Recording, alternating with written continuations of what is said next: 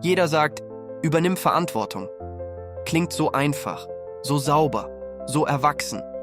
Aber keiner sagt dir, wie es ist, wenn du nachts wach liegst und die Schuld dich auffrisst.